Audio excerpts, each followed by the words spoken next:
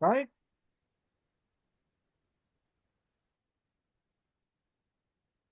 Okay, welcome back, everybody. And I'm glad you're back with us. I forgot to invite everybody to subscribe the last time, so I want to invite you this time so you'll know that the next portion will come right to you if you subscribe. Well, it should. And we're hoping we're providing deep enough information where you really want to see more and see the rest of it. So we kind of left off right around here on our last segment. And for those of you who are just kind of coming on for the first time, you need to go all the way back to lesson one and progress because it's a very deep study. We only elaborate backwards so much so far. And we kind of left off talking about how the 12 tribes in Ezekiel 47 are going to be formed again into the land of Israel. And this is what their borders are going to look like, very parallel, as opposed to what one of the borderlines was before, very diversified. So we've never seen borders like this. So we have to give special attention, especially when we see throughout all of Ezekiel, pretty much all of Ezekiel, let alone chapter 47, that this is all final end time transitioning. Now, when we look at the right hand side, we see the borders become much more even expansive. Okay. And of course, we're talking about everything that's going on in Israel now and where it is all leading. And we have discussed so far that Israel is needing to be very sifted out by God. Everybody there needs to be sifted. That's why God's got everybody there to sift them out, to find out who's really true enough to go all the way God is saying to go or not. And then God sifts out the individuals who really are not qualified to stay there for the kingdom. And don't forget now, there's going to be two kingdoms in the final days. It's going to be the Antichrist kingdom, and there's going to be Christ's kingdom. And they both form before the millennium. Absolutely. There's no pre-tribulation rapture. That's a false counterfeit to the sealing. And so let me get a little bit higher in my volume here. I think this fan is kind of getting in the way here. I'll just kind of back up a little bit with the computer. Hopefully that's better. So on the right-hand side, we see also in various places in the Bible showing how expanded Israel will finally become. It's never became like this before. This is probably pretty close to the size of the United States there. And it's uh, it's going to have millions and millions and millions of converted people in there. So as we move along, we're going to show you how they get there, what all qualifies them to get there. But keep in mind, God right now is going through a whole transitioning mode of apparatus in Israel. And we've been sharing that, and we're going to keep. Now, keep in mind that if you're not going forward with God, it's like the Lord said, if you're not with me, you're going to be against me. And to be with the Lord is to continue both in spiritual transitioning and knowledge and truth transition.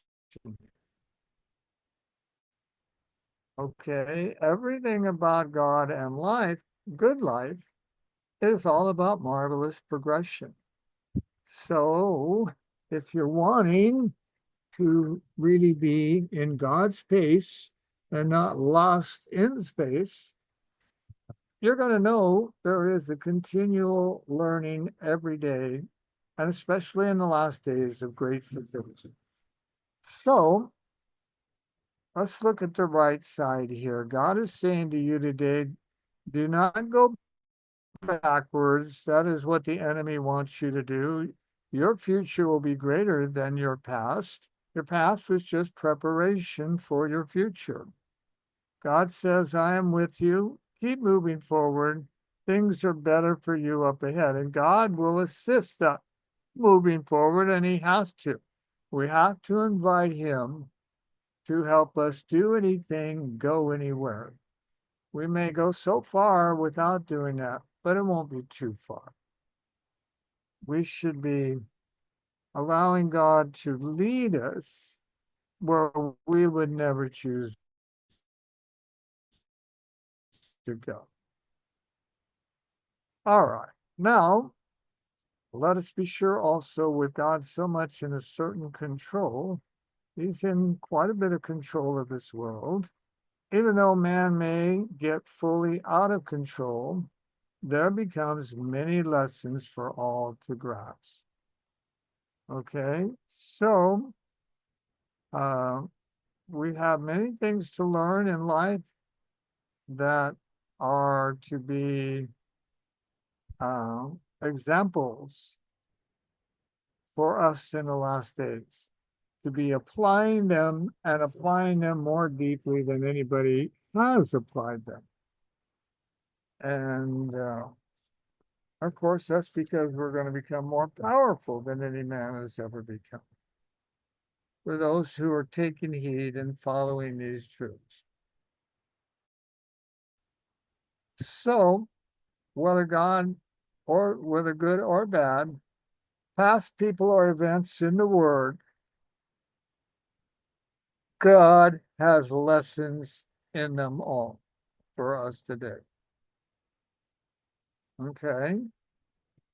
Whether they were good or bad experiences or people, if we ended up around them or with them, um, we're all to be learning how to far more be precisely what God is calling us to be. And that's what a good wife is. She knows that, she's doing that, and she's helping you do that.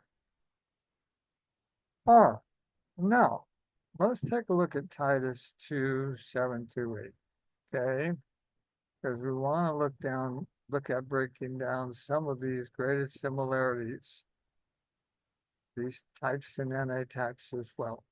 Let us well see indeed there are so great personal intentions and purposings by God. Okay. Some of these powerful statements are like prophecies, but we have to be careful because they're not prophecies fully. And we could see things that were not important to be seen as well. For example, right now, um, it's probably a good time for all of us to deem, even within the 15 minutes when we were born on this earth the first time. And we can't be afraid to look. It's critical that we are.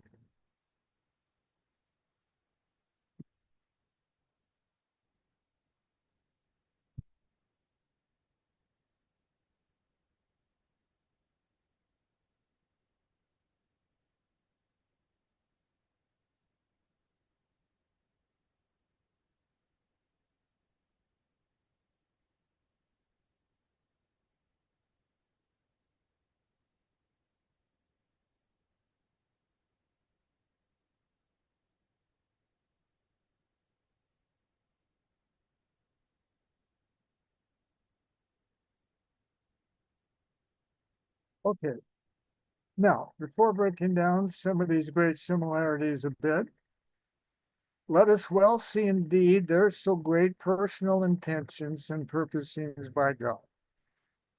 Titus 2, 7 through 8, in all things show yourself to be an example of good deeds with purity, in doctrine, dignified, sound in speech, which is beyond reproach, in order that the opponent may be put to shame, having nothing bad to say about us. So, this is where God is trying to take us in this whole restoration plan.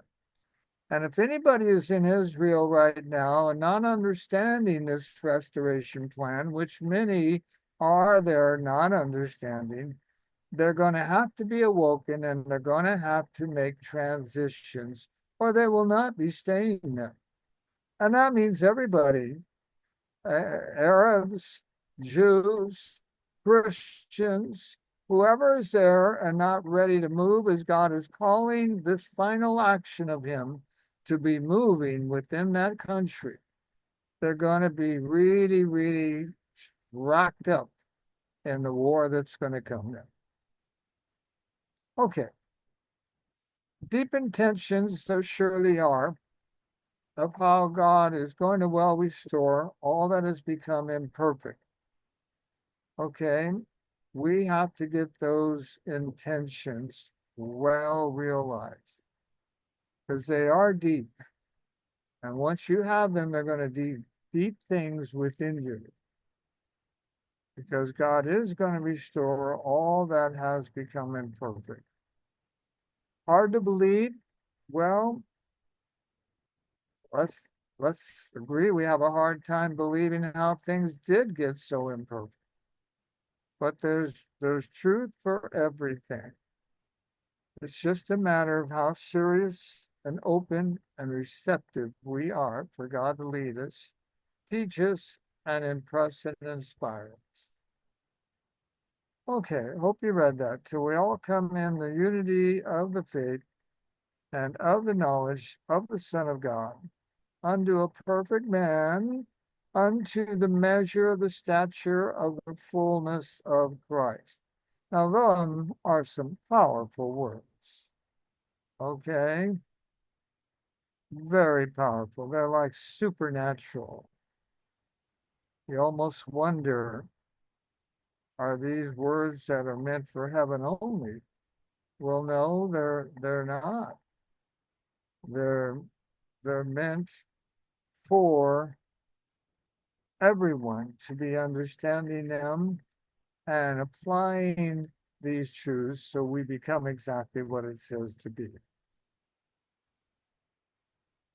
Let's read a little bit more additionally to that in Ephesians 4, 13 through 14.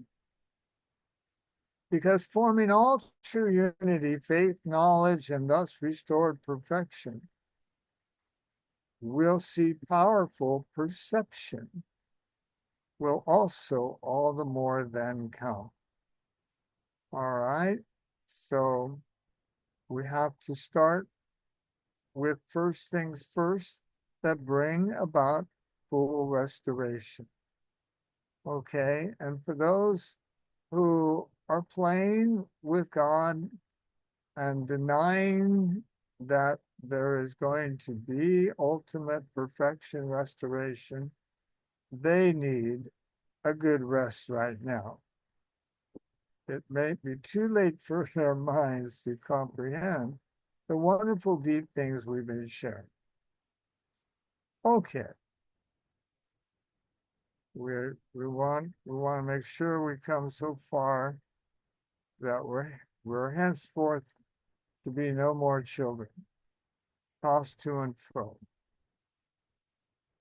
So, um, you know, I haven't had a lot of opportunity to really, really know the whole reality of how much like Christ we get restored to in this life.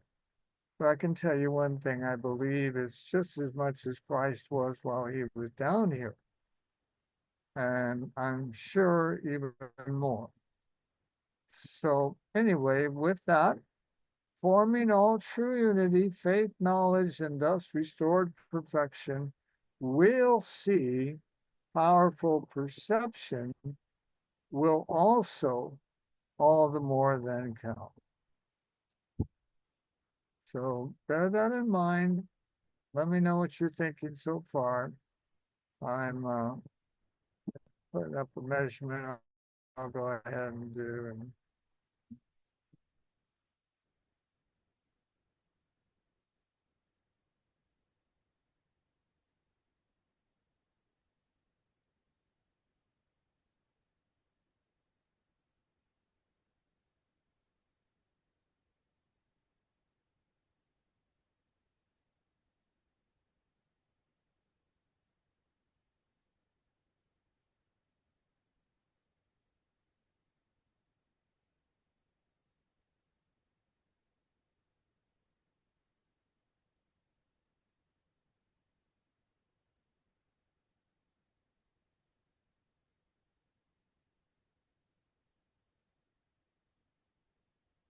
okay, so um, let's read here. Sorry for the pause. Till we all come into the unity of the faith and the knowledge of the Son of God unto a perfect man. What we want to really see here is we become so strong that we henceforth be no more children, tossed to and fro, and carried about with every wind of doctrine by the sleight of men and cunning craftiness, whereby they lie in wait to deceive. And that's exactly what's going on in the Christian world today with Israel. Everybody believes that there's not going to be a big sifting going on over there. Well, they haven't studied, they're just believing what is common belief. But the Bible teaches many truths about how God is going to sift through everybody there and have a final true Israel and even bring more Christian Jews there to be the leaders, namely the 144,000. The 144,000 will not all materialize there. They're going to be brought there, especially as the war is about to end. Now, you're going to see all of that if you stick with us and study. And I'm sorry for the little pauses. I'm just getting things here better in motion. But let's move on and realize it is more important now than ever to be a personal Bible student who also well understands the whole realities of the past and the future similarities of them, basically called types and antitypes. Okay, the more you understand what has happened in the past, prophetically in the past, or should we say, just in reality in the past, that is to play over again in a very similar but significant way, the more you're going to be able to understand how prophecy is all to work out. Because most of prophecy has had something similar happen like it in the past times. And certainly the Exodus is one that had all kinds of things that now play over again. We're going to have the 144,000 forming to go into a kingdom. They're going to be struggling to get there. They're going to be sifted through to see who goes and who doesn't. We're going to have some serious leadership helping it along. And so there are many things that are playing over again, and we just want you to really realize how important it is to both understand history, Bible history, and as well Bible prophecy thereafter. Okay, so let's look at Isaiah 14:24. The Lord of hosts has sworn, saying, surely just as I have intended, so it has happened. And just as I have planned, so it will stand. So we need to know whatever God says he's going to do, that if it sounds overwhelming, we don't start thinking he's not going to do it. Rather, it's just a matter of giving it more attention so we can both understand it and fully believe it. Now, if we are not studying properly what the prophecies are truly saying, we can actually end fighting and going against them. Now, that's what happened with the Pharisees and the Sadducees. They didn't understand the prophecies for the day. And instead of doing their due diligence of studying, they actually ended up being the enemies of the truth at that time. Is that not true? And then what makes it worse is if you're trying to interpret prophecy on your own without letting God and His Word do the interpretations for us. Okay? And in the last days, God's going to have some people who are going to assist that process. We looked at that a little bit when we saw the golden bowl, where we saw the two pipes coming from the olive trees. Those are two final interpreters. And then we saw in the bowl, there's even a third one that pops up. We'll talk more about that later. Now, notice here in Mark 9:29, the primary problem is those who are getting set aside by God, not allowed to be fully going into the kingdom. The first thing they're saying is, have we not prophesied in your name?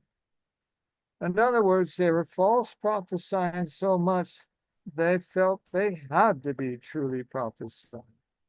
But oh, how wrong they were. So, as you are to keep continually seeing here in these studies, don't forget to subscribe so they can continue to come right to you. This below is what is so much the larger purpose of this very lengthy foundational and detailed study. To know the landmarks of prophecy in the past and where they take their final position and actions now and in the future.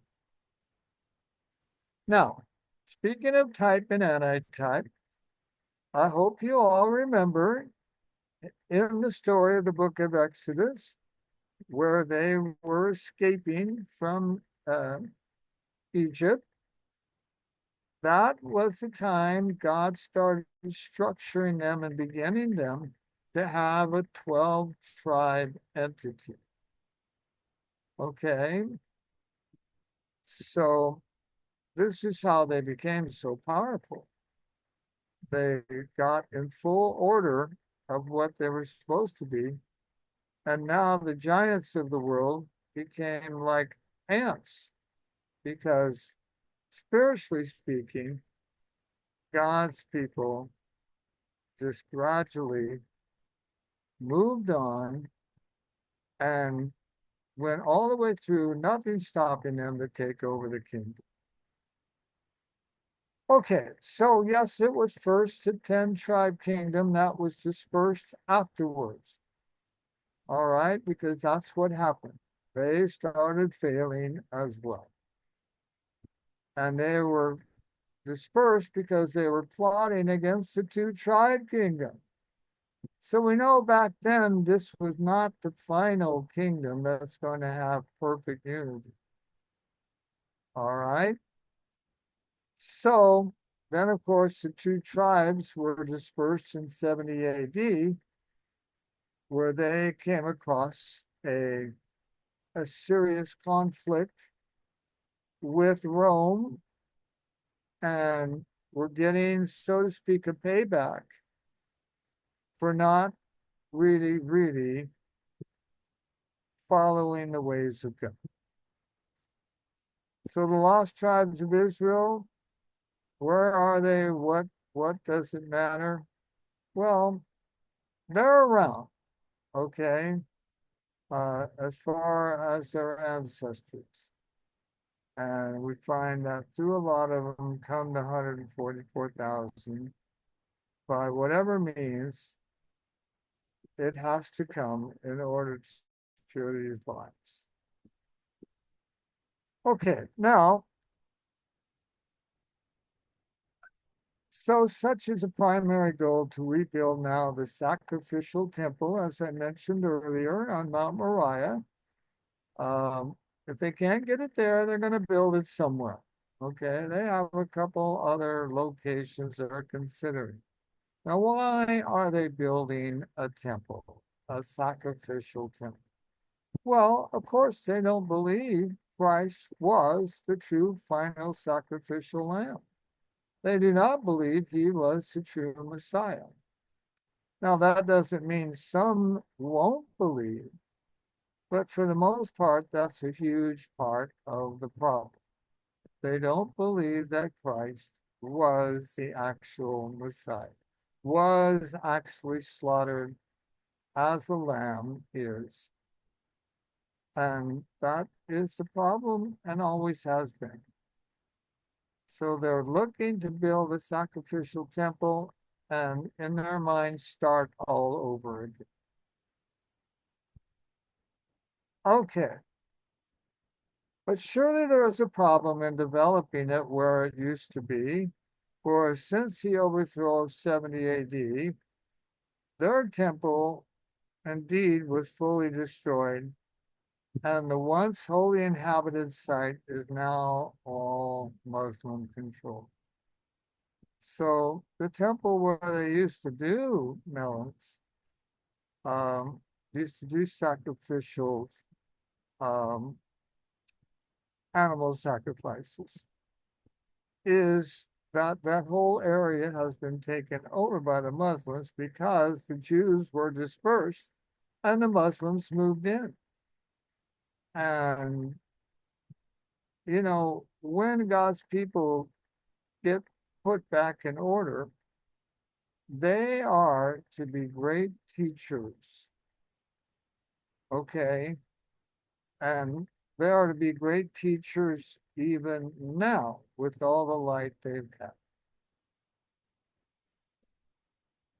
So, what we're going to see in Israel, as we saw in Zechariah 14, is a war that is very much all about who deserves to be in religious dominion, religious dominance.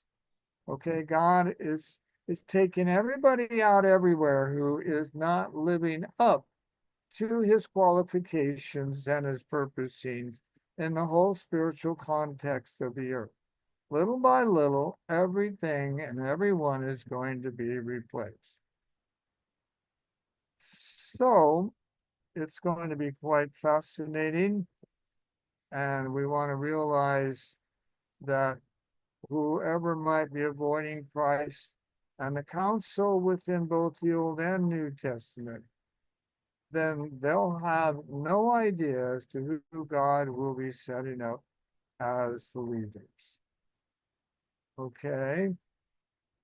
And we see in Revelation 14:1, and I looked, and lo, a lamb stood on Mount Zion, meaning Christ here to the left, and with him 144,000, having ultimate true Christianity, display. Um, Here is the 144,000 getting sealed, all meeting on Mount Zion with the Lamb, becoming his royalty with great mission and purpose set before them. A short, quick, great work, says the Bible, but it's definitely going to wake up many, many souls. Okay, with that, let's just kind of read Revelation 14:1, and we'll probably pause from here. And I looked, and lo, a lamb stood on the Mount Zion, and with him 144,000, having his father's name written in their foreheads. So what's going to be in their foreheads?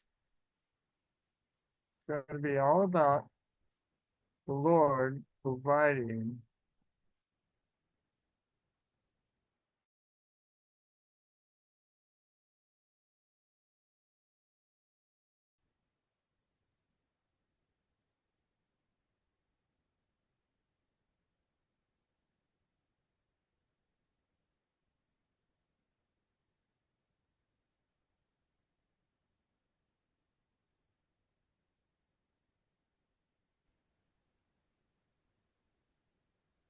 Okay, so we are going to see that anybody who's avoiding Christ, Jews, whoever, is going to really be confronted in these last days. They're going to be awoken to the point to where they're very obligated to discover what they've been lacking in any area of knowing who Christ is.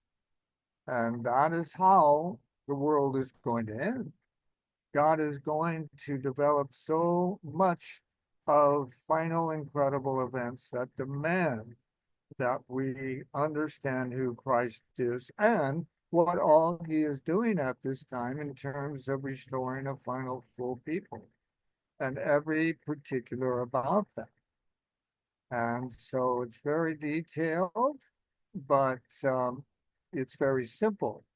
You know, uh, Christ is either the Messiah or he's not. And if we're truly open whatsoever, we're going to see he's a true Messiah. He's not going to leave anybody wondering and wondering if they truly want to understand the reality of him and how he's wrapping things up in the last days. So, with that, we will hope to see you on the next study. Please subscribe again so the study can come to you. And we want to thank you for being so attentive. I'm sorry we had a few pauses here, a few technicalities, but um, fortunately, those aren't so often. And we will be trying to continually better and polish things up as we move along. We have a lot more already formed, ready to go. We're just going very methodically, and we're really wanting to understand who these 144,000 really are and who, in relation to all of the gathering Jewish community going on in Israel, where do they fit in? And we've mentioned it to some good degree. And when we come back in the next study, we're going to even get more thorough with it. So hopefully you subscribed and the next study should come right your way. Thank God for all these technological advancements we have today. Okay. God bless. Thanks for being with us. See you soon. God bless.